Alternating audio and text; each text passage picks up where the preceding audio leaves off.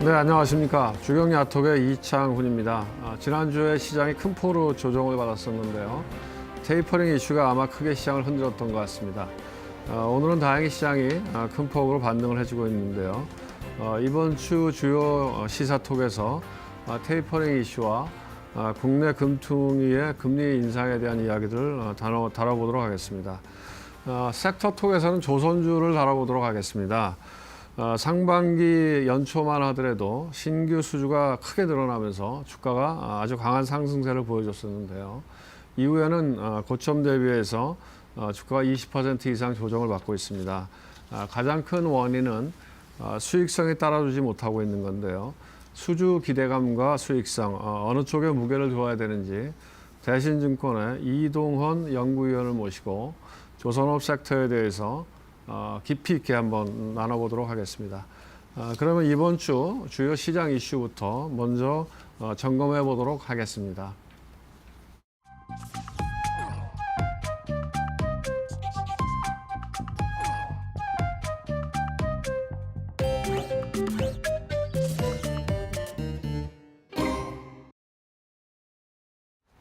네, 이슈톡의 한유진입니다. 지난주 시장의 조정으로 인해서 투자자 여러분들 정말 많이 힘드셨을 것 같은데요. 그래도 이번 주는 좀 산뜻하게 출발한 것 같습니다. 자, 그럼 이슈톡에서 다뤄볼 세 가지 이슈, 먼저 첫 번째 이슈부터 살펴보시죠. 네, 금리 인상 이번 주 결정, 금통위의 선택은? 이번 주 목요일입니다. 기준금리 인상 여부를 결정할 한국은행의 금융통화위원회가 열립니다. 현재 금융시장 안정을 위해서 기준금리를 인상해야 된다라는 의견과 신종 코로나 바이러스 사태로 인한 경기 불확실성 여파를 고려해야 한다라는 의견이 팽팽하게 맞서고 있는 상황인데요. 최근 가계부채 급증 그리고 자산 가격 상승 등에 따른 금융 불균형과 인플레이션 우려 등을 고려한다면 기준금리 인상을 단행하는 게 맞지만 코로나19 4차 대유행 상황에서 금리를 올리게 되면 역시나 곧바로 은행의 대출 이자도 연달아 상승할 것으로 전망이 되기 때문에 취약계층 등의 타격이 클 것으로 보인다는 점도 무시할 수는 없습니다. 좀처럼 진정되고 있지 않은 코로나19 확산세가 금융당국의 기준금리 인상 여부에 발목을 잡게 될지 귀추가 주목되고 있는데요. 관련해서 어떤 결정이 나오게 될지 그리고 시장은 어떻게 받아들이게 될지 저희가 첫 번째 이슈로 다뤄드리도록 하겠습니다. 네, 바로 두 번째 이슈 살펴볼게요. 잭슨홀 미팅, 테이퍼링 신호에 관심 집중. 지난주 외국인 투자자들의 셀코리아가 이어지면서 지수가 많이 출렁였습니다. 증권가에서는 조기 테이퍼링 우려 등 단기간 해소가 어려운 요인이 이번 시장 조정의 원인이었기 때문에 당분간은 국내 증시가 좀 답답하게 흘러갈 수도 있다라는 전망이 나오고 있는데요. 그렇다면 조기 테이퍼링 여부가 가장 중요한 변수가 될 텐데 이번 주 26일부터 28일 열리는 미국 잭슨홀 미팅으로 시선이 쏠립니다. 코로나19 확산으로 비대면으로 진행되는 이번 행사에서 파월 의장은 거시경제 전망을 주제로 연설을 하게 될 텐데요.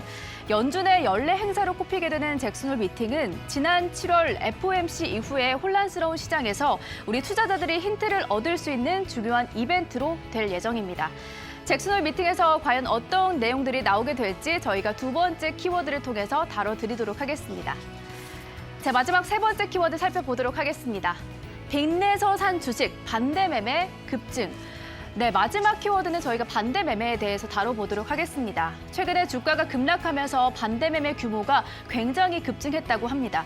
반대 매매는 개인이 증권사에서 자금을 빌려서 주식을 산 이후에 기한 내에 갚지 못하게 되면 증권사가 강제로 주식을 처분해서 미수금을 회수하게 되는 걸 뜻하는데요. 장시작과 함께 하한가로 처분이 되기 때문에 투자자 입장에서는 손해로 인식이 됩니다. 그럼에도 이 반대 매매 규모가 늘어나게 된 이유는 최근 주가가 떨어지게 되면서 개인 투자자들이 빌린 돈을 갚지 못하게 된 것으로 분석이 되고 있습니다.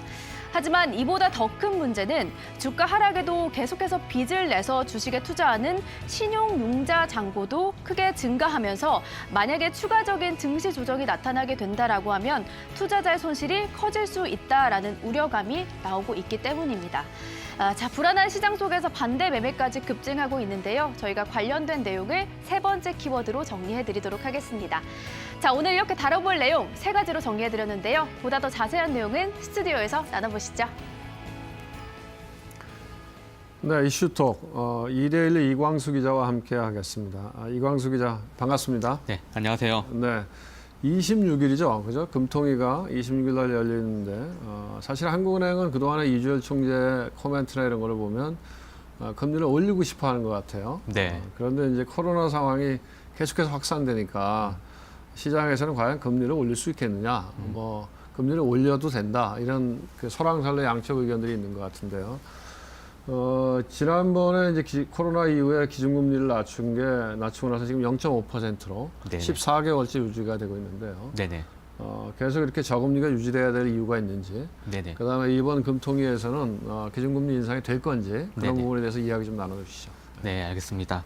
뭐 일단 이렇게 저금리가 계속 유지되는 이유는 사실 여러 이유가 있지만 당연히 네. 코로나 때문입니다. 그래서 그 지난해 3월에 이제 세계보건기구 WHO가 이제 팬데믹을 이제 공식적으로 이제 선언을 했죠. 그리고 그 즈음부터 전 세계 경제가 급격하게 위축되기 시작했는데요. 이제 국경 간의 이동은 불가능해졌고 사실 이제 내부에서도 왕래가 줄어들면서 경기가 상당히 타격을 입었는데 각국 정부가 이제 대응책으로 내놓은 것 중에 하나가 이제 유동성 확대였습니다. 근데 그중 유동성 확대하는 방법이 여러 가지가 있는데 그중 하나가 또 이제 기준금리 인하였는데요.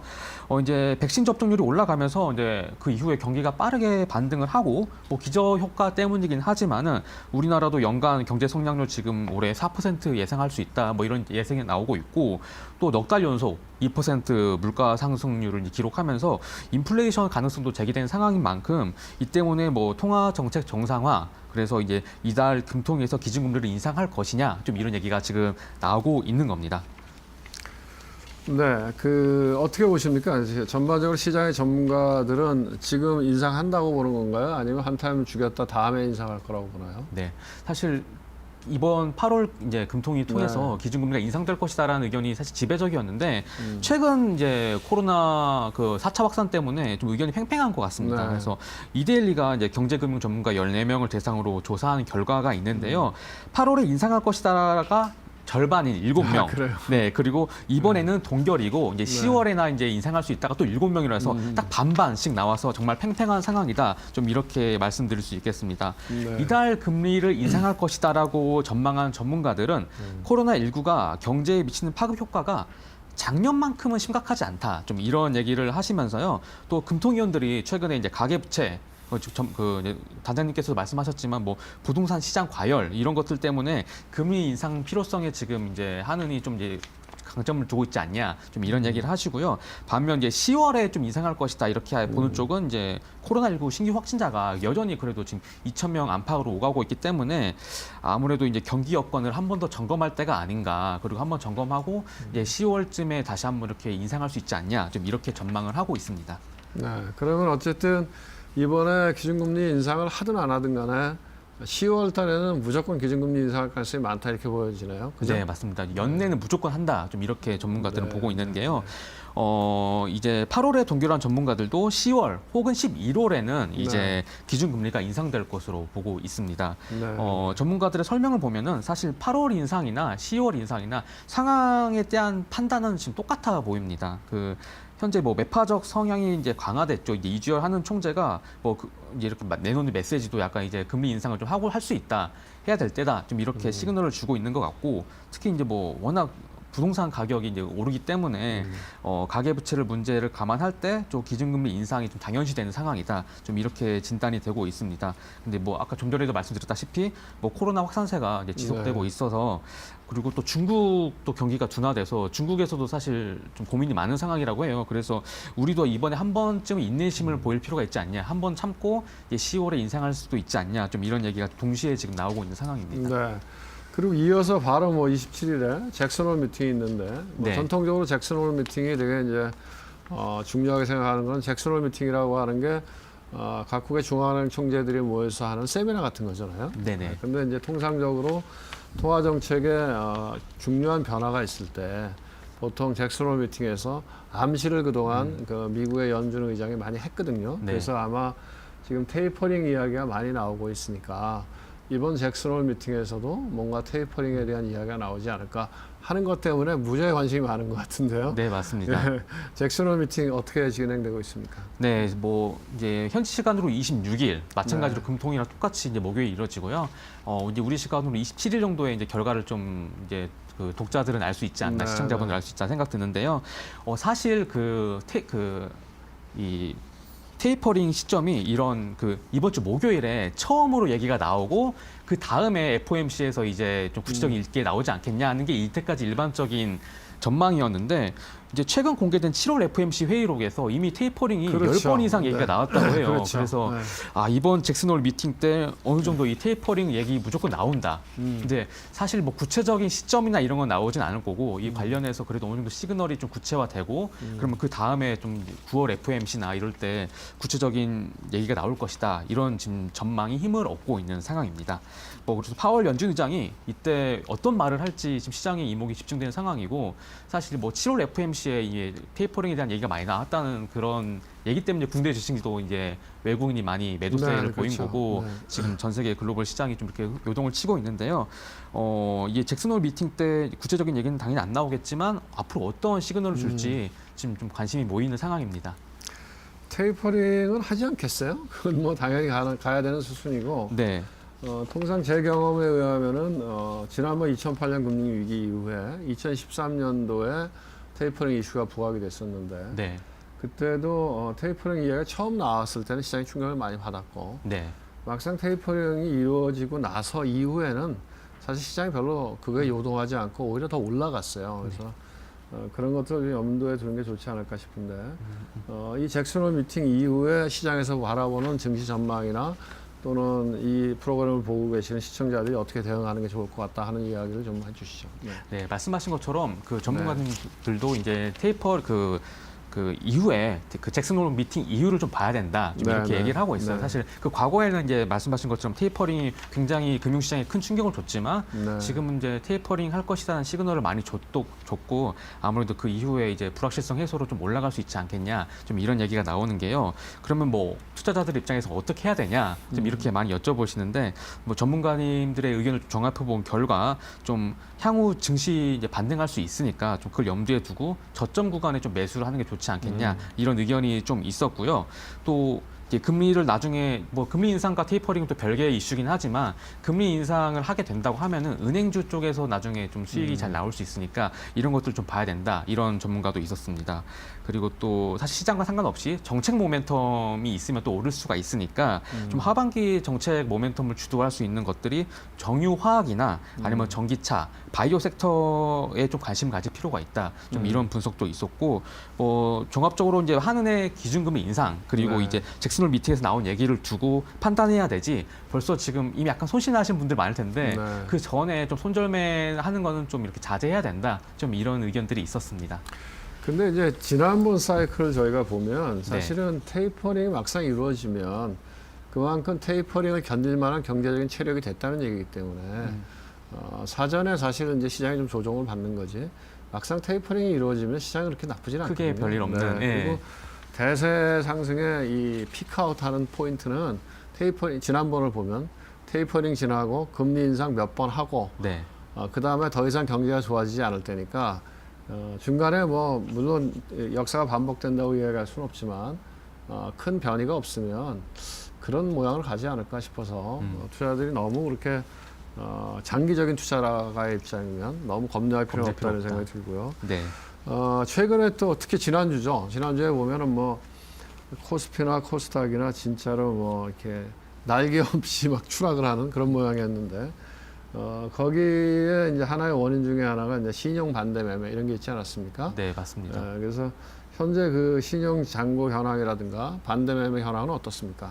네, 뭐 신용거래 융자 이제 금투협의 자료를 보면은 지금 25조 원을 넘어섰다고 하는데요. 이게 작년 말보다 30% 이상 넘게 늘어난 수치라고 합니다. 근데 그만큼 많이 빚을 내서 이제 주식 투자에 뛰어들었다. 네. 좀 이렇게 분석이 되는데요. 지난 18일만 해서 25조 6천억 원이 나와서 이게 또 사상 역대 최고점을 찍었다고 합니다. 그래서 신용거래 융자가 이제 투자자가 40% 정도의 돈을 내고 나머지는 증권사에서 빌려서 이제 주식 투자를 하는 걸 말하는데 이 외에 미수거래라는 것도 별개로 있는데 이제 미수거래도 지난 19일 기준으로 4천억 원 수준이라고 하는데 이 역시 이제 이달 들어서 1,000억 원 넘게 늘어났다고 합니다. 그래서 미수거래 같은 경우에는 신용거래와 좀 비슷하긴 한데 3거래일간 단기 융자인데 이거를 이제 개인 투자자분들이 이제 3거래일 안에 내가 이걸 수익을 내고 나오겠다는 그런 계산이 깔린 거잖아요. 그래서 개인 투자자들이 굉장히 이제 레버리지를 많이 일으키고 공격적인 투자를 하고 있다. 좀 이렇게 분석할 수 있습니다. 네. 그러면 뭐 어쨌든 다행히 지금 이제 오늘 시장이 반등해서 다행인데 네. 만약에 다시 한번 출렁거린다고 하면 그 신용 잔고가 높은 종목들은 다시 매물이 나올 수 있잖아요. 네, 맞습니다. 좀 유의를 해야 될 것 같은데 신용 잔고가 높은 종목들은 어떤 게 있습니까? 네, 뭐 FM 가이드 자료를 좀 요청해서 네. 받아봤는데요. 이들 종목이 뭐 나쁘다는 건 아니고 네. 신용거래 융자가 잔고가 높기 때문에 주의할 필요가 있다. 좀 이런 측면에서 말씀드리겠습니다. 첫 번째로 성광이라는 종목이 이제 신용 잔고율이 13.6%로 가장 높았고 그 다음에 비트컴퓨터, 그 다음에 S넷, 대성홀딩스, 뭐 시스윅 등이 있었고요. 개인 투자자분들이 좀 많이 투자하고 좀 많이 이제 특징주로 이름 올렸던 종목들을 보면은 빅텍 그리고 랩지노믹스 이런 곳들도 상위 20곳에 안에 지금 이름 올렸으니까 아무래도 이런 것들을 좀 유의하실 필요가 있을 것 같습니다. 네, 그런 종목들은 좀 조심해야 될 것 같고 기본적으로 이제 비투, 영끌 이런 거 있잖아요. 그런 네. 걸 안 하는 게 좋지 않을까 생각이 맞습니다. 네, 이광수 기자 오늘 말씀 잘 들었고요. 다음 주 월요일에 또 뵙겠습니다. 네, 알겠습니다. 네, 고맙습니다. 감사합니다. 네, 감사합니다.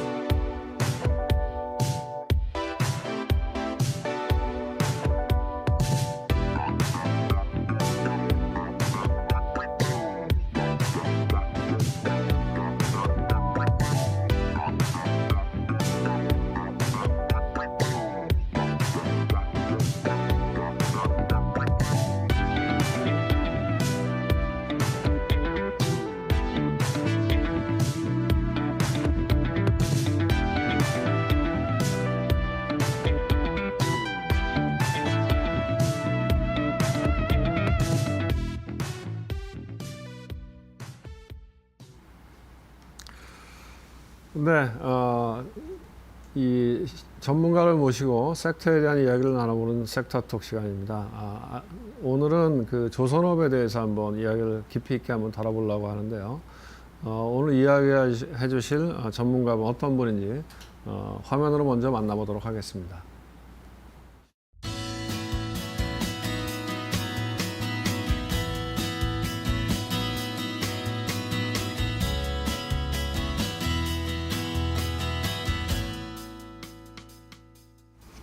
네, 대신증권 조선 담당 애널리스트 이동헌 연구위원 모셨습니다. 어서 오십시오. 바쁘신데 시간 내주셔서 고맙습니다. 네, 안녕하세요. 반갑습니다.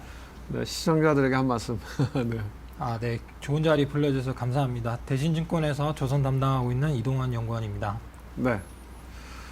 그 조선주가 사실은 연초만 해도 굉장히 좋았잖아요. 그죠? 네. 수주 기대감이 굉장히 컸었고 또 실제로도 신규 수주가 굉장히 좋았고, 그죠? 그랬는데 이제 막상 실적이 발표되면서부터는 수익성이 못 따라와서 많이 빠졌는데요. 신규 수주 현황 자체는 어떤가요?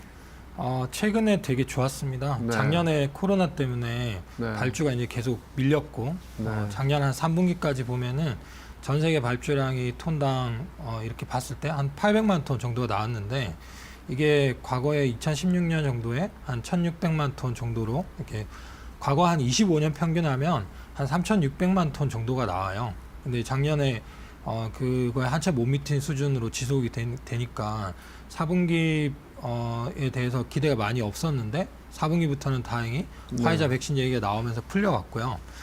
작년 연간으로 거의 2,200만 톤, 작년 연말에 4분기에 주로 많이 나온 거죠. 그리고 올해 상반기에만 2,400만 톤이 나왔어요. 그러면 평균적으로 보면 되게 많이 나온 거네요, 그죠? 네, 그렇죠. 네. 연간으로 환산하면 거의 뭐 4,800만 톤이 되는데 평균 수준보다도 거의 50%가 더 나온 거죠. 근데 이렇게 많이 나오면서 상반기 분위기는 굉장히 좋았고 지금의 우려는 내년에도 이렇게 좋을 수 있냐, 네. 지금 받아놓은 수주의 수익성이 네. 좋냐, 뭐 이런 것들이 복합적으로 작용을 했는데 네. 전반적으로는 전 세계 선박 발주가 상반기에 굉장히 좋았고 네. 국내 업체들의 수주도 굉장히 좋았어요. 한국이랑 중국이랑 점유율을 보게 되면은 한국, 중국 합친 점유율이 과거 역대 최대치예요. 그동안에 밀려있던 대형 선박의 발주들이 나오면서 한국이나 중국의 점유율이 확 올라갔고 그동안 투자를 많이 못했던 일본의 점유율이 많이 깎이고 이런 식으로 흘러가면서 전반적으로 발주도 좋고 한국의 수주 상황도 좋고 이게 이제 상반기의 형태였죠. 네. 그러면은 이제 그 수주가 상반기에 굉장히 좋았는데 이게 하반기 내년까지 이어질 수 있느냐 이게 관건이잖아요. 네. 그 어떻게 보십니까? 현재로서는 봐야 하는데 조선 네. 수주는 참 예측이 어려워요. 네. 뭐 자동차나 석유 수요처럼 뭐 이렇게 안정적인 소비 수요가 있는 게 아니라 흔히 이렇게 베팅을 하는 수요들이 많기 때문에 네. 이 선주들이나 뭐 선사들이 이렇게 발주하는 그 수요들을 다 예측은 할 수 없는데 전반적인 분위기는 내년까지도 계속 간다고 보고 있어요. 네. 그게 아까 말씀드린 것처럼 과거 평균치 또는 이제 최근 몇 년간의 평균치를 보게 되면은 2016년 이후로는 이 수주가 평균치를 달성한 적이 없어요. 그만큼 이연 수요가 많다는 거죠. 이게 올해 뭐 상반기 반짝 나왔다고 해서 다 소화될 정도의 수준이 아니거든요. 최소한 내년까지도 간다 보는데 그 범위가 올해 많이 나오고 내년에 감소가 되는지 올해만큼 내년에 나올 건지 올해보다 더 나올 건지에 대한 게 주가를 좀 결정하는 트리거가 될 것 같아요. 네. 그러면 이제 이연된 수요가 지금 본격적으로 나오고 있는 게 가장 큰 원인이다. 이렇게 우리가 이해할 수 있는 것 같고 환경 관련된 이야기도 있지 않나요? 수주가 많이 나오는 이유 중에 하나는 네, 어떻습니까? 환경 이슈도 많은데 네. 환경 이슈는 아직 본격화되지는 않았어요. 그래요. 네, 뭐 육상에서 이렇게 흔히 얘기하는 전기차 수요들이 뭐 침투율이 증가하고 있고 뭐 풍력이나 신재생들이 늘어나고 있는데 네. 뭐 이런 것들에 대해서 아직 조선은 배가 정기화된 것도 아니고 뭐 아예 거의 없거든요. 아주 소형 요트 같은 거 말고는 뭐 에너지가 바뀌었다고 얘기하는 게 LNG 추진 선박들이 늘어났는데 LNG 추진 선박은 상용화된 지가 한 10년은 됐어요. 네. 그래서 뭐 지금 본격화된 환경 모멘텀이 작용한 건 아닌데 이제 이런 근거들이 계속 마련이 되고 있어요. 뭐 환경 규제 관련해서 IMO MEPC 그 76차 회의가 올해 있었는데 네. 여기서 두 가지 큰 그 기틀이 마련됐는데 EEXI 그리고 CII 규제가 도입이 됐고요. 이 규제가 EEXI 같은 경우에는 기존에 신조로 만들던 선박에 대해서 환경 규제를 적용하던 부분들이 이제 지금까지 상용화돼 있는 그 현존하는 그 운용되는 모든 선박에 적용하는 규제가 EEXI 규제고요. 규제가 굉장히 확대가 되는 거죠. 이게 EEXI 규제고 그럼 그 규제라는 내용이 보통 어떤 거죠? 이산화탄소나 뭐 온실가스 같은 걸 감축해 나가는 뭐 이게 큰 틀에서는 네. 2050년까지 이산화탄소를 뭐 2011년 기준에서 70%를 감소를 시키고 온실가스를 50% 감축하는 그래서 뭐 이 그 환경 규제 환경 오염을 많이 시키는 여러 가지 그 배출물들이 있는데 네. 각각에 대한 규제들이 적용돼요. 네. 여기서 뭐 대표님 아시는 것처럼 이제 작년 같은 경우에는 IMO 2020이라고 해서 황산화물 규제가 적용이 됐었고요. 이것도 임팩트가 크다고 생각을 했는데 그 현존하는 모든 선박에 적용이 됐던 거고 이게 이산화탄소나 온실가스 관련해서 지금 기준에서는 2023년부터 2027년까지 4년 동안에 매년 2%씩 감소를 시켜 나가겠다는 거예요. 그렇게 되면은 기존 선박에 대한 온실가스 규제들이 적용이 되는 거고 네. 그러면 대안을 마련해야 되는데 그거에 대한 구체적인 방법으로 CII 규제가 도입이 되는데 이거는 매년 이 그 감소치를 달성하는지를 체크를 해서 5등급 그러니까 선박의 노후화 정도 네. 또는 이제 배출 규제에 관련해서 5등급으로 나눠서 규정을 못 지키는 선박들은 운항 속도 같은 걸 제한을 시켜요. 운항 속도가 느리면은 네. 뭐 자동차 천천히 달리면 배기가스가 덜 나오는 것처럼 이런 식으로 규제를 하는데 이게 종합적으로 계속 강화가 되고 있는데 아직까지 선박들의 본격적인 교체 수요가 나오고 있는 건 아니거든요. IMO 2020 때도 그랬었는데 이 황산화물 규제를 한다고 해서 이게 보통 선박을 한창 만드는데 2년 정도가 걸리니까 네, 네. 선주들이 대응을 하려고 하면은 한 2018년부터는 교체 수요가 나올 거라고 봤는데 생각보다 발주가 안 나온 거죠. 네. 그 교체 수요가 계속 밀려서 네. 지금까지 왔고 앞으로는 이런 것들이 늘어날 거가 중요한 포인트가 될 것 같습니다. 네. 그러면 그 환경 규제는 강화됐지만 그러면 이제 실질적으로 노화된 선박들을 폐기하고 새로 이제 배를 건조하는 물량들이 많이 나와야 되는데 그게 그만큼 기대만큼 안 나왔다. 그럼 이제 그 기저에는 업황이 안 좋았다 이런 부분도 있는 거 아니겠어요? 네, 맞습니다. 네. 반드시 지켜야 되는지 네. 그리고 지켜야 될 때 어떻게 지킬지에 대해서 선주들이나 그 해운사들의 입장을 생각했을 때 당장에 투자할 여력이 없는 거죠. 그래서 뭐 해운 시장이 최근에 좋아졌지만 네. 그 사이에 계속 안 좋았기 때문에 그렇죠. 우리가 캐펙스를 하기에는 애매한 상황이고 피할 방법이 뭐가 있을까 했을 때 황산화물 규제 같은 경우에는 당장은 비싸지만 저유황유를 사용하는 방법이 있었거든요. 네, 네. 그래서 당장은 저유황유로 이렇게 유지를 해 나가다가 어느 시점에 캐펙스열이 쌓였을 때 우리가 투자하겠다 하면서 없었는데 네. 뭐 조선 애널리스트 관점에서는 그런 예측은 사실 어렵거든요. 저희는 뭐 그건 선주 마음이니까. 네. 저희는 뭐 수주 잔고라든지 아니면 네. 글로벌 물동량이나 이런 네. 걸로 과거의 평균치 같은 걸로 이제 계산을 했을 때 이 정도가 적정하게 나올 거라고 생각을 했는데 네. 떡을 줄 사람은 이제 그런 상황이 아닌 거죠. 네. 그게 근데 최근에는 상황이 많이 바뀌었고 네. 환경 규제가 도입이 빨라질 만큼 네. 해운사들의 여력이 좋아지고 있는 상황이니까 앞으로는 환경 규제도 빨라지고 네. 선박을 투자하는 쪽들에서도 이거에 대응이 빨라질 거다 이렇게 보는 거죠. 네. 지금 말씀하신 대로 어떻게 보면 조선업 뭐 이제 배를 이제 발주를 하는 입장에서 보면 예를 들어서 해운업 같은 전방 산업들이 좋아지면서 배를 들고 있는 게 유리해지면 아니면 이제 해운사들이 배를 많이 이제 뭐 용선을 한다든가 아니면 직접 건조를 한다든가 이런 상황이 늘어나기 시작하면 소위 얘기해서 수익성이 좋아질 것 같으면 발주도 늘어날 거 아니에요. 근데 최근에 보면은 이 해운 쪽 운임들은 굉장히 좋지 않습니까? 네. 어때요?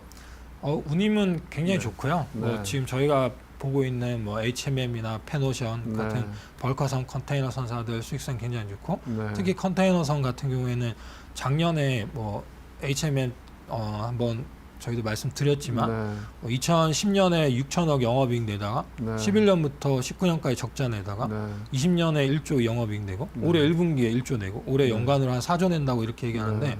드라마틱하게 개선이 되고 있는 상황인 거죠. 그래서 페노션도 마찬가지인 것 같고요. 네. 네.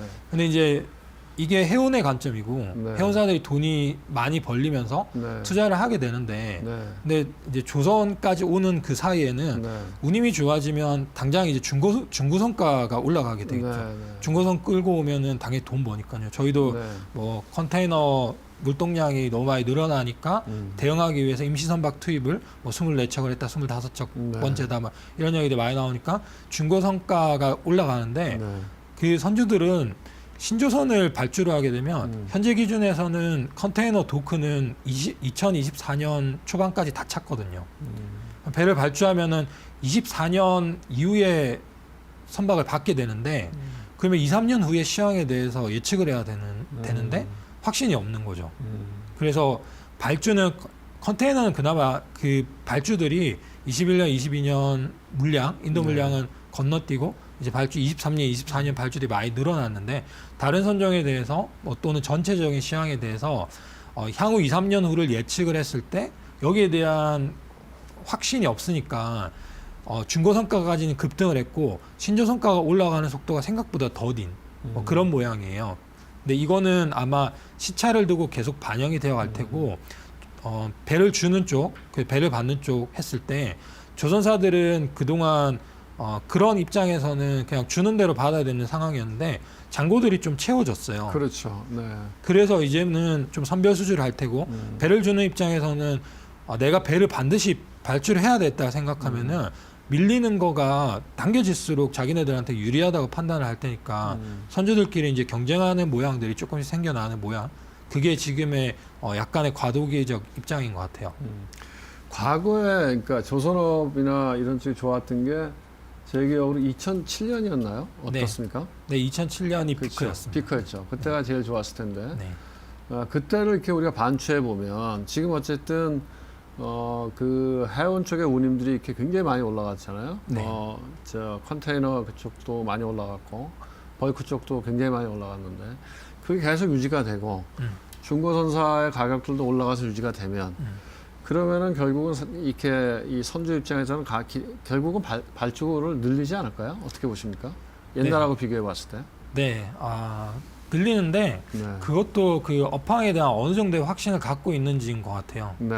그 2007년의 상황을 반출해 보면은 네. 여러 가지가 겹쳤었는데 거기에는 중국이 고도 성장을 하면서 뭐 물동량을 뭐 세계 공장 역할을 하면서 GDP 성장률이 12~13%를 네, 유지를 했고 네. 뭐 그러면서 투기 수요까지 붙었고 원자재 랠리가 계속된 상황에서 네. 거기에 환경 이슈까지 있었어요. 뭐 탱커선 같은 경우에는 멕시코만에서 유조선이 침몰을 하면서 이중선체로 다 바꿔라 하면서 네. 교체 수요가 한꺼번에 들어왔고 그런 와중에 뭐 선박 조선사들의 도크가 차니까 성과는 뭐 되게 급등을 했는데 선전 입장에서는 발주들이 몰렸고 그게 2007년의 상황이었는데 지금은 모든 게 다 맞아 떨어지지 않는 것 같아요. 그게 선종별로 생각을 했을 때 모든 선종이 한꺼번에 좋아진다고 하면 네. 그러면 이제 선사들끼리의 발주 경쟁들이 생기게 되는데 네. 먼저 발주하는 게 유리하니까. 네. 최근 몇 년은 LNG선들이 주로 좋았었고요. 네. 나머지 컨테이너나 탱커나 뭐 벌커선 시장은 크게 안 좋았고 최근에 이제 컨테이너가 좋아졌고 벌커선도 이제 좋아지고 있는 상황이고요. 네. 뭐 LNG는 꾸준히 나오고 있는 상황인데 아직까지 도크를 완전히 채웠다고 얘기할 상황은 아니고 도크를 채운 상황에서 성과를 올려가면서 이렇게 발주를 내기에는 약간 애매한 상황이다 이렇게 판단하는 쪽들이 네. 섞여 있는 것 같아요. 네. 그래서 대세 상승일지 아니면 여기서 코로나 이연 수요들이 반영되고 내년에 좀 발주들이 줄어들지에 대해서 예, 의견들이 좀 분분한 상황인 것 아직은. 같습니다. 네. 네. 사실은 주가는 그럴 때부터 재밌는 거거든요. 맞습니다. 확실할 때보다. 맞습니다. 예. 그 조선가, 중고선가 얘기 나왔는데 그 신조선 가격들은 어떤가요? 그건 뭐 올라가고 있나요? 아니면 비슷한가요? 네, 올라가고 있는데 그 속도 기울기가 별로예요? 네, 예를 들면 뭐 BDI가 지금 4,000포인트를 갔고 그렇죠. 네. 네, 뭐 컨테이너 운임 지수도 네. 뭐 3,000포인트 넘어가지고 네, 네. 뭐 한 1년 놓고 보면 100%씩 다 올랐고 맞아요. 중고선가 컨테이너 운임도 컨테이너 중고선가도 뭐 네. 100%씩 이렇게 올랐는데 네, 네. 신조선가는 지금 연초부터 하면은 한 13%, 14% 정도 올랐어요. 네, 네, 네. 선종별로 하면 컨테이너 같은 거는 한 23~4% 네. 올라서 뭐 상대적으로 많이 오르긴 했지만 네. 정말 그 해운사들이 돈을 번 거, 뭐 대형 해운사들이 돈을 네. 뭐 더블 이렇게 그렇죠. 벌어가는 거에 비하면은 네. 성과가 상대적으로는 덜 올랐다 이렇게 네. 생각이 되고요. 네. 이게 원가도 많이 올랐기 때문에 네. 원가를 해지할 수 있는 상황까지 되냐 네. 그렇게 봤을 때는 아직 성과는 좀 부족한 것 같습니다. 그렇죠. 예. 그래서 주가도 안 좋은 거죠. 네. 근데 이제 지금 그 수익성 얘기 나왔는데 사실은 그 조선주 주가가 연초까지는 굉장히 많이 올랐잖아요. 그죠? 그러다가 연초 이후에 1분기 실적 나오고 2분기 실적 나오면서 주가들이 많이 빠졌는데 실제 그 수익성들은 지금 어떻게 이어지고 있나요? 네, 말씀하신 것처럼 1분기도 적자가 네. 났고 2분기도 적자가 났는데 대규모 2분기는 특히나 대규모 적자가 났습니다. 네. 뭐 한국조선해양 거의 한 9천억 정도 네. 영업 적자가 났고 삼성중공업도 4천억 정도, 네, 네. 현대미포조선은 한 2천억 정도 적자가 났는데 이거 한국조선해양에 포함이 돼서 네. 더블 카운팅이 되고요. 대우조선은 마지막에 나왔는데 거의 한 1조 영업 적자 나면서 네. 뭐 전체적으로 했을 때 한 2조 4천억 정도 이렇게 영업 적자 났고 대부분이 후판가였어요. 네, 네. 후판가가 급등을 하면서 거기에 대한 충당금 앞으로 배를 만들어야 될 게 한 뭐 지금 잔고로 하면 2년 반 정도가 있는데 그 2년 반 만들어가는 동안에 원가를 잡아야 될 부분을 대폭 상승을 한 거죠. 뭐 역으로 생각하면 포스코가 이익이 엄청나게 늘어나는데 그렇죠. 네. 네, 한쪽에서 이제 이익 남은 분들이 여기서 많이 이제 적자가 네. 났다 이런 상황인 거죠. 근데 지금 말씀하신 대로 그러면은 향후에 그 원재료가 올라가는 부분을 미리 잡았다.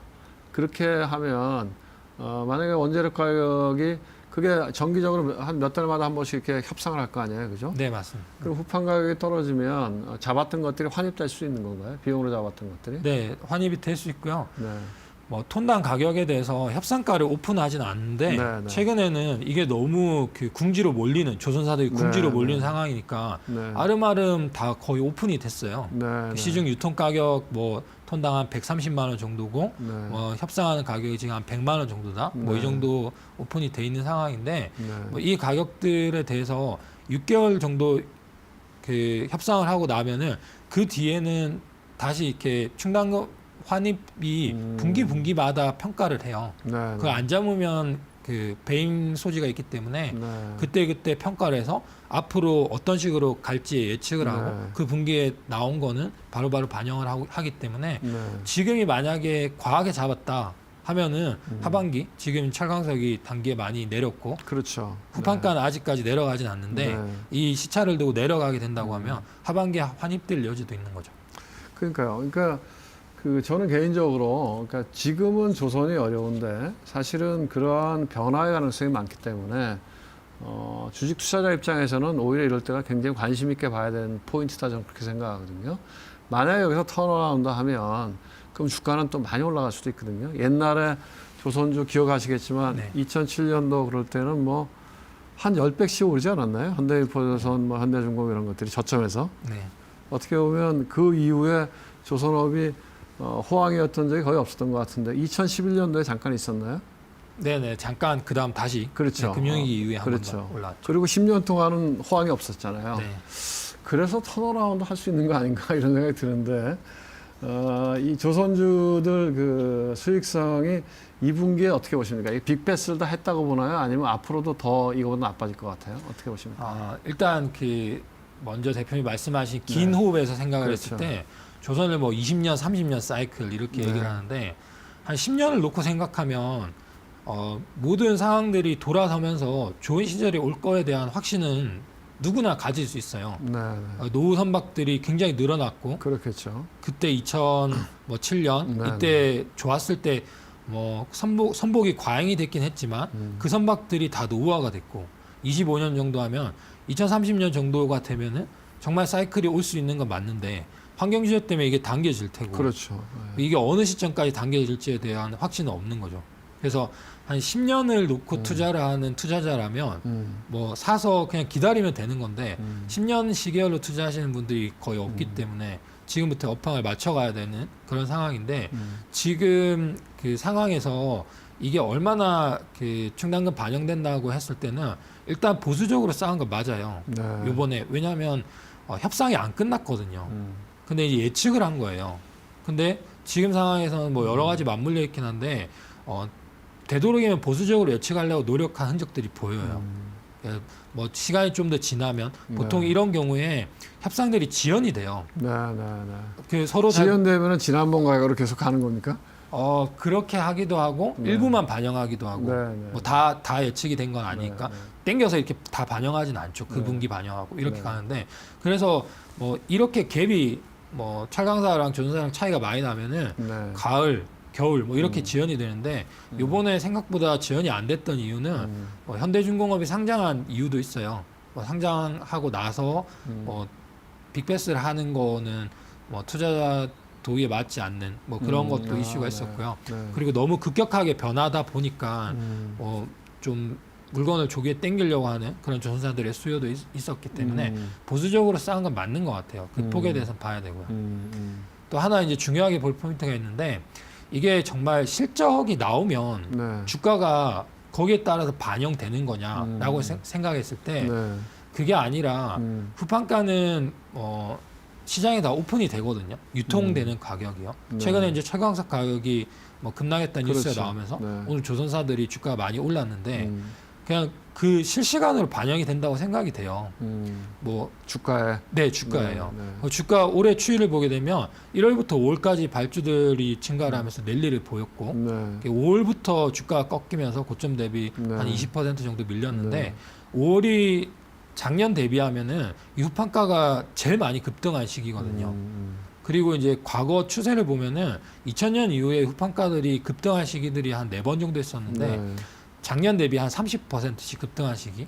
이게 보통 한 6개월 이상은 지속이 안 되더라고요. 그렇겠죠. 그 수요 공급이라고 하는 게 있으니까 비싸면 네. 아무래도 적게 살 거 아니에요. 네. 이게 뭐 공급이 늘어나건 수요가 줄어들건 그렇죠. 간에 네. 수급 밸런스 맞춰지는 게 그 그렇죠. 정도 가는데 네. 그런 상황에서 생각하면은 지금 급등했던 것들이 철강석 가격이 빠지면서 네. 가을 겨울에 좀 안정이 되면 네. 이게 협상이 뭐 또 충당금 환입이 반영되지 않더라도 네. 오늘 주가처럼 네. 이 그때 반영되어 나갈 거라고 보는 거죠. 성과 같은 경우도 매주 업데이트를 하고 있는데 성과가 계속 올라가고 있는 국면인데 그러니까 그러면- 정가는 뭐 속도가 빠르지는 않지만 어쨌든 완만하게도 계속 올라가고 있다는 얘기죠. 네. 그러면 후판이랑 요 차이 때문에 갭이 좁혀진 것 때문에 대규모 충당금이 쌓였고 이게 벌어지면은 환입이 될 텐데 그 환입되는 실적이 나온 시점이 아니라 네. 그때 이 환입 그 벌어지는 스프레드를 보면서 주가 반영해 나간다 이렇게 보는 거죠. 아직까지는 근데 그 스프레드가 별로 많이 벌어지고 있지 않다는 거죠. 네. 그러니까 철강석 가격은 많이 떨어졌는데 네. 후판 가격은 별로 안 떨어지고 이렇게 서 있다는 얘기죠. 옆으로. 네, 맞습니다. 네. 그리고 과거에 뭐 좋은 시절 네. 2017년이나 이럴 때 보면 네. 갭이 엄청나거든요. 네. 뭐 조선사들 영업이익률이 거의 한 15%를 냈는데 네. 지금은 뭐 5% 영업이익률 내기도 어려운 상황에서 네. 후판가가 상승하면서 네. 거의 역마진이 나면서 이제 대규모 충당금을 쌓고 네. 이런 식인 거죠. 네. 그러면 이 수익성은 언제쯤부터 좀 나아질까요? 보통 배 만드는데 한 2년 정도가 걸리니까 지금 만들고 있는 배들은 주력으로 수주받은 건 2019년이고요. 네, 네. 네. 그 내년 매출은 주로 작년 수준인데 작년은 또 상반기가 공백이었어요. 네. 그래서 올해 수주 받은 것부터 매출이 늘어나면서 본격적으로 갈 텐데 조선 3사 같은 경우에는 본격적으로 개선된다 얘기하는 건 한 23년 정도. 이익이 늘어나는 거는 네. 네, 네. 근데 거기서 이제 봐야 되는 부분이 네. 과거에 2007년이랑 2011년을 생각했을 때 네. 영업이익 피크는 2011년이었어요. 근데 주가의 피크는 2007년이었어요. 아, 그렇군요. 선행하니까. 네. 그래서 정말 수익성이 좋아지는 2023년, 24년, 25년 갔을 때 네, 네. 주가 피크일 거냐? 네. 그건 아닐 거라는 거죠. 먼저 올라간다 이거죠. 네. 이미 수주를 받을 때 그때 성과나 환율이나 네, 네. 원자재 가격, 후판 네. 가격 같은 것들이 어느 정도 가늠이 되기 때문에 조선에 대한 그 기대감들이 반영되는 게 네. 선행해서 움직인다고 보는 그렇겠죠. 거죠. 그래서 네. 지금은 그 과도기에 있는데 네. 이 후판이 안정이 되고 성과가 꾸준히 올라간다고 하면은 네. 뭐 내년에 이익이 안 나더라도 네. 주가는 더 레벨업이 될 먼저 가능성이 움직일 수 있다. 네. 네, 네. 그 후판 이야기를 많이 하셨는데요. 그 전체 이 배를 만들 때 그 후판이 차지하는 그 변동비에서 차지하는 비중이 얼마나 됩니까, 대략? 원가로 따지면 네. 뭐 한국주선양은 그 부분이 오픈이 돼 있어요. 네, 네. 그래서 전체 그 선박 매출이 작년 기준으로 한 12조 5천억 네. 정도가 이제 전체였고요. 원가가 거의 한 3조 9천억이 네. 사오는 매입하는 원가에 네. 대한 부분들이요. 그 중에서 기자재 구입하는 부분들, 네. 뭐 엔진이라든지 나머지 부품들 기자재가 한 50% 되고요. 네. 후판이 그렇게 많지는 않아요. 25% 정도 돼요. 한 1조 9천억. 전체로 하면은 한 5조 8천억 정도 되겠네요. 네. 뭐 이 정도에서 1조 9천억 정도가 후판 매입 가격이고 나머지는 도료라든지 의장재 뭐 이런 것들이에요. 그러니까 네. 25%가 전체를 대변할 수는 없는데 요게 그 반기 단위로 계약을 하고 변동에 대해서 제일 취약한 부분이고 네. 나머지는 뭐 하청업체나 뭐 벤더 업체들이랑 가격 조정을 조금씩 해나가면서 밸런스를 맞추기 때문에 네. 안 좋으면 가격을 좀 이렇게 넘길 수 있는 거네요. 네, 부담은. 조금 네. 이제 네. 그 시차가 있는 거죠. 네, 근데 네. 후판이 직접적이고 대표적이니까요. 근데 네. 나머지 부분도 다 인상이 되는 건 맞아요. 도료도 그렇고 전반적인 화학 제품이나 네, 뭐 네. 나머지 기자재, 의장재도 결국 올려줘야 되니까 네, 네. 그런 부분에 전반적인 원가 상승은 맞고요. 이게 예를 들어서 후판 같은 경우에는 그 원가의 25% 정도니까 네. 뭐 전체 수익성에서 얘가 뭐 10% 올라가면 네. 한 2, 3% 정도 충격이 있을 수 있는 거죠. 네, 나머지까지 반영을 해야 되긴 하고. 네, 네. 대우조선해양은 그 인수하는 건 끝났나요? 진행 중이에요. 아직도요? 네. 네. 그 유럽 연합의 승인을 받아야 되는데 네. 이게 아직 확정이 안 됐어요. 네, 근데 네. 뭐 언제 될지 지금 국내에서는 공시 사항이거든요. 네. 그래서 일정 시점 지나면은 지금은 9월까지로 밀어놨는데 네. 다시 공시를 하면서 계속 업데이트 해 나가는데 네. 연내에는 끝나지 않을까 기대는 하고 있어요. 근데 네. 이게 이미 작년에 끝나지 않을까, 올해 상반기에 네. 끝나지 않을까 계속 가고 있는. 그러면 그게 한국조선해양 밑으로 들어오게 되는 건가요? 네, 인수를 하게 되면 네. 한국조선해양이 조선 중간지주고 그 밑에 음. 현대중공업, 미포, 삼호중공업, 옆에 대우조선해양 이런 구조로 가요. 그렇군요. 그럼 결국 한국조선해양이 대표주가 될 수 있겠네요, 그죠?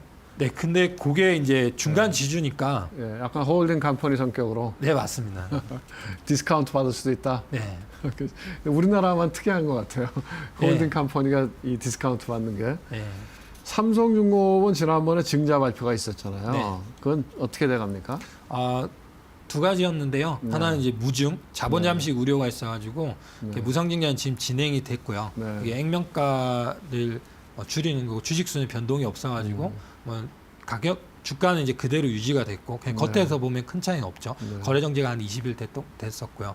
이제 유상증자를 1조 하게 되는데 이건 11월 정도에 진행이 될 것 같아요. 네, 네. 그래서 자본 관련해서는 조선은 하반기에 이슈가 많아요. 9월달에 네. 현대중공업이 상장을 하게 되고 11월에 그 삼성중공업이 증자를 하게 되는데 네. 약간의 고민은 대규모 적자를 내고 지금 드릴십 그 잔고가 또 있어요. 네. 여기에 대한 삼각들을 계속 다 해나가요. 끝나지 않았나요, 아직도? 끝나지 않았습니다. 아, 그래요? 이게 또 2분기도 잡혔고 네. 5척이 있는데 지금 장부가로는 거의 한 1조 2천억 정도가 잡혀 있는데 네, 네. 다행히 5척 중에 한 척이 용선이 이제 돼요. 11월부터 한 출항을 할 것 같은데 네. 나머지도 잘 용선이 되고 이렇게 빠져나가면은 또 용선 후에 매각할 수 있는 옵션도 있거든요. 네, 네. 그러면 문제가 줄어드는데 현재 시점에서는 그런 상황이 약간 이 증자 금액을 가지고 다 현재 상황을 타개할 수 있는지 네, 2022년까지는 적자인 게 어느 정도 불보듯 뻔하거든요. 네. 어떻습니까? 이렇게 짧게 매매하는 사람이 아니고 조금 길게 한 3년, 5년 놓고 본다고 하면 조선사 투자할 만합니까? 네. 현재 시점에서 생각을 했을 때는 네. 배를 만들 그 조선소들이 네. 많이 줄었어요. 전 세계적으로. 네, 전 세계적으로. 뭐 중국도 도크를 많이 줄였고요. 국내도 지금 상황에서 추가로 늘어날 수 있는 여지가 많이 없는 상황이고 네. 조선사들의 도크는 어느 정도 찼고 그러면은 이제 성과나 수익성 측면에서 개선이 될 텐데 네. 다 보여주고 난 뒤에 주가는 재미없죠. 재미없을 테고 그렇죠. 지금이 그 과도기라고 판단을 하면은 네. 장기 투자자 관점에서는 네. 뭐 지금 봤을 때 몇 년을 놓고 생각했을 때는 네. 개선되는 방향으로 갈 거라는 그 확신이 있죠. 이게 어느 시점일지에 대한 고민이 있는 거고요. 더 이상 나빠질 것 같지는 않다. 그러니까 얘기를 들어보면 이 조선업의 업황 자체는 더 이상 나빠질 것 같지는 않고 좋아질 텐데 언제 좋아질지 그 시기를 가늠하기는 어렵다. 네. 수익성은 아직까지는 좀 흑자를 내기에는 만만치 않다. 이런 거죠, 그죠? 네, 맞습니다. 네, 네. 그러면 그 조선주 중에서 우리 애널리스트께서 나는 그래도 이런 회사 좀 나아 보인다 하는 회사는 어디입니까? 원래는 이제 한국조선해양이 탑픽이에요. 네, 네. 그 한국조선해양이 상대적으로 재무 구조가 견실하고 네. 잔고에 문제 있는 잔고가 없어요. 네. 그 유가 급락했던 2016년 네. 뭐 그즈음에 빅베스가 있었고 네. 그게 지금까지도 뭐 문제시 되면서 드리십 잔고들이 남아 있는데 한국조선해양은 그런 게 없거든요. 그래서 상대적으로 안정성이 있는데 네. 근데 이제 그럼 한국조선해양 밑에 지금 현대중공업, 현대미포조선, 삼호중공업 이렇게 들어가 있는 건가요? 네 맞습니다. 현대중공업이 9월 근데 상장이고요. 현대미포조선은 상장이 돼 있고. 독립제 상장돼 있고. 네. 근데 미포는 네. 이 나머지 조선 3사에 비하면 전체적인 크기가 작죠. 예, 작아요. 그렇죠. 그래서 정말 그 대세 상승으로 갔을 때 네. 현대 미포조선이 대장주가 될 수는 없어요. 옛날에 현대중공업이었죠. 근데 주가를 먼저 이렇게 뭐랄까 조선업이 될 것 같다 하는 걸 우리가 이렇게 느끼려고 하면 현대미포조선 주가가 먼저 움직이지 않았나요? 네, 그건 맞습니다. 네, 그 처음에 회복되는 시점에서는 네. 그 배 만드는데 2년 반 걸리면은 네. 미포는 1년이면 만들기 때문에 중소형 네. 이런 거니까. 네. 아마 실적도 내년 되면은 현대 미포는 돌아서기 시작해요. 근데 이제 이거는 약간 탐지병 역할을 하는 그렇죠. 거고 네. 그 시장이 안 좋을 때는 얘를 탑픽으로 꼽을 수 있죠. 네, 네. 네, 그런 상황인데 네. 지금 정말 대세 상승을 한다고 하면 네. 큰 회사 중에 골라야 되는데 한국조선해양이 그 중에서 이제 가장 우량한 상황이고요. 네. 이제 현대중공업이 상장을 하면은 현대중공업에 관심들이 많이 쏠릴 것 같아요. 아, 그럼요. 그게 9월이요? 네. 그럼 9월이 하나의 기점이 될 수도 있겠네요. 만약에 미리미리 투자하는 투자자 입장에서는 네. 현대중공업이 상장하는 시점에서 현대중공업을 노려볼 수 있겠네요. 네, 그거 말고는 네. 현재는 살 종목이 많이 없어서 조선주 주가가 지지부진한 것도 있습니다. 네, 네. 그럼 그걸 이 담당하신 애널리스트도 좀 재미는 없겠네요, 그죠? 네. 뭔가 주가가 오르고 그다음에 고객으로부터 콜도 많고 그래야지 가서 할 얘기도 많고 그럴 텐데요. 네, 그죠? 맞습니다. 네, 네. 그 마무리 뭐 발언 한번 해주시죠. 조선업 전체에 대해서 이거 지금 이 프로그램을 보고 계신 시청자분들에게 네. 조선업 투자에 관련돼서 마무리 발언 한번 해주시죠. 네, 아주 길게 보셨던 분들, 네. 아버지뻘 되는 분들은 다시 관심을 많이 보이시고 네. 흔히 아재주라고 이렇게 얘기합니다. 그래요? 네, 네. 그래서 예전에 사이클을 겪으셨던 분들 네. 다시 관심을 가지는데 그런 매력은 있어요. 레버리지가 네. 좋을 때 정말 크게 보여질 수 있는. 네. 지금은 그 과도기 상황인데 장기적으로 보시는 분들은 뭐 단기 의심들이 있겠지만 그런 게 지워져 가는 거를 감안하셔가지고 네. 보실만 할 것 같고요. 단기적으로 보시는 분들도 현대중공업 상장에 대해서 관심을 가지고 보시면은 그게 네. 중요한 터닝 포인트가 되지 않을까 싶습니다. 네, 네. 오늘 하여간 나오셔서 조선업에 대해서 깊이 있게 이야기해 주셔서 너무 고맙고요. 사실은 주가는 긴가민가 할 때 투자하는 게 맞거든요. 네. 보일 때보다. 네. 오늘 나오셔서 고맙습니다. 네. 감사합니다. 감사합니다. 네. 네, 오늘 주경납톡은 여기까지입니다. 다음 주 월요일 날 다시 한번 찾아뵙도록 하겠습니다. 네, 고맙습니다.